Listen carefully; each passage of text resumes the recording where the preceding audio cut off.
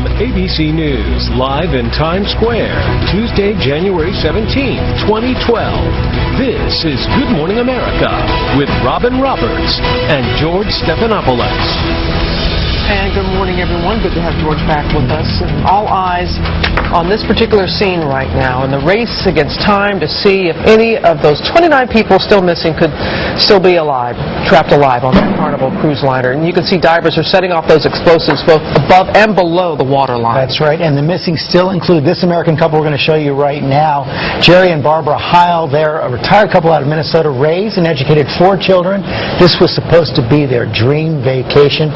Of course, their family still holding out hope that they'll be found. Children talk about how they sacrificed for their children, putting them in school, and that this was their time to travel around the world. And there are new pictures emerging of the chaos that happened as people raced to evacuate the sinking ship. We are learning so much more about the captain this morning. He is in court right now, and our Brian Ross is here. He's going to have those details. But let's get right to ABC's Lama Hassan, who has reached the Italian island where all this has happened, and the ship is right behind you, as we can see. Good morning, Lama.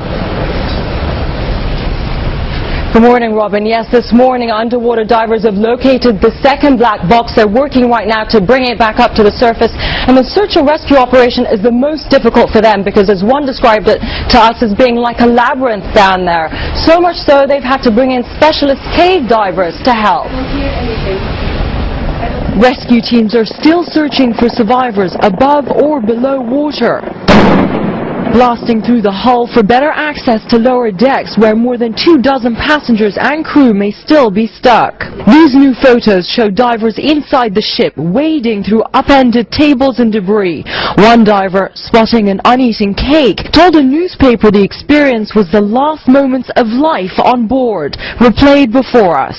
Facing danger themselves, divers say they can hear the screech of steel every time the 114,000-ton vessel shifts around them. 29 people are now reported missing, including a 5-year-old girl. That's 13 more than reported on Monday. 3 families came forward saying they haven't heard from loved ones initially on the evacuee list. If there are someone still alive, we will hope to save them, to rescue them. Adding pressure, fears of an ecological impact, concerns that 500,000 gallons of fuel on the ship could seep into the ocean.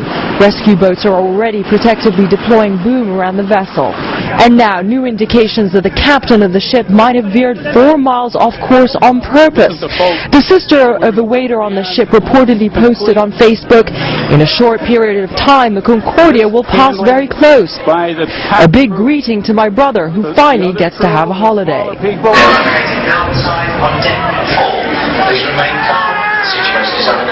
This is terrible.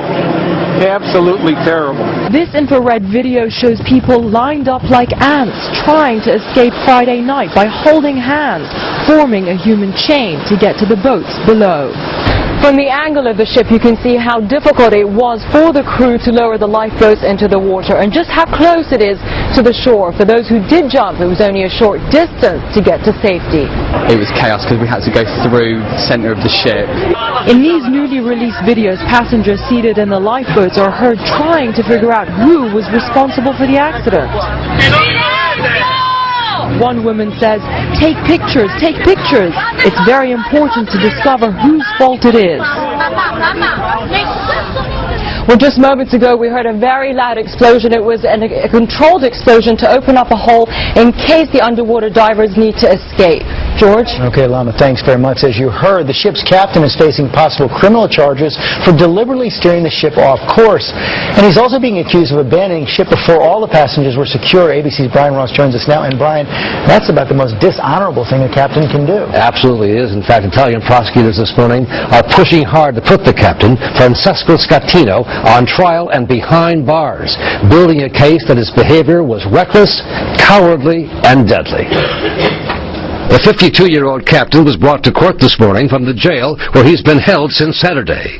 Italian prosecutors say the growing evidence shows he was responsible for the accident and then failed to protect his passengers. Captain Scaitino has claimed the ship hit uncharted rocks and that he acted honorably. We were the last to leave, he told reporters. But that's not true, according to an Italian newspaper account of a Port Authority radio transmission to the captain. Captain, this is an order. Now I am in charge. Get back on that ship and coordinate the operations. There are already casualties. Captain, how many? Port Authority, you should tell me that. What do you want to do? Go home? Now you get back on that ship and tell us what can be done. How many people are still there and what do they need? Captain, okay, I am going. As a captain for the Costa Line since 2006, the year the Concordia was launched, the dark-haired, debonair Scaitino was described as a favorite with passengers, especially women.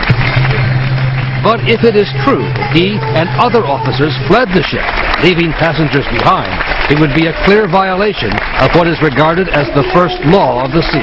The captain is the last person to leave a sinking ship. I find it very hard to understand how any captain under such dire circumstances would elect to leave his vessel. The Costa Line says the captain was wrong to steer so close to the island, although this video from Italian TV is said to show the Concordia, horns blaring one night last August, sailing within a few hundred feet of the island. Of course, the Costa Line says was authorized and approved in advance. Prosecutors say Captain Scaitino went beyond authorized procedure and was a reckless showboater, ultimately raising questions about the cruise line itself and who it hires to captain its ships. They want to screen out the risk takers. You want to screen out the hot doggers. You want to screen out people who are not willing to take responsibility. In a published account this morning, a cook on board the ship said a full half hour after the incident, the captain was still asking for his dinner and drinks. He was seen with a female companion, and he reportedly demanded to know where his companion's dessert was. Prosecutors this morning said they plan to bring manslaughter charges, which would bring a prison term of at least 15 years. George and Robin. All right, George, Brian, thank you very much. Joining us now are Arthur and Alex Beach. They were on that cruise ship, and it's very good to have you both with us here this morning. And let me ask you your reaction to hearing that the captain may have indeed taken the ship off course on purpose, Alex. I did hear that this morning, and that is terribly troubling. I have been concerned about his actions from the very beginning, and I feel there is some liability there. And the captain, facing the charges that he is, and the fact that so many said that he left the ship early, both of you, how do you feel about his actions in particular? Well, obviously there's an investigation that needs to be conducted, and if he violated the rules and policy, he should be penalized for it in whatever manner is appropriate. I believe he delayed the evacuation order, and that is what cost lives. If he had ordered it immediately, they could have lowered all of the lifeboats on both sides of the ship, and they could have gotten everyone off. And so I think his actions caused the loss of life. And tell us about the actions of the crew, Alex, after the accident happened. I thought they did absolutely everything they possibly could to help us. They had no direction, and obviously they hadn't faced something like this before, but they stayed with us and helped us as best they knew how. And so I don't have any complaint with them. We saw no upper level leadership at all, and that is where I think the fault lied. There was no one giving directions from the officer level on the ship. Thankfully, you both were able to make it to a lifeboat. Alex, can you tell us what happened once you were in the boat? Well, it took 5 tries to get in. We kept going to lifeboats, and they were already full, and people were pushing and shoving and screaming, and there were some jumping on the lifeboat even though it was already full. We got to the 5th one, and it looked like we were going to get on, but you really did have to be aggressive and push your way, and Art was behind me and pushing me forward, and when we got to where we could get on, I heard someone and say there are 9 spots left. And I know that your family was very, very concerned about you, and including your nephew, Jesse Tyler Ferguson, who's an actor on Modern Family, and he called you from the Golden Globes to make sure you were okay, Alex? He did.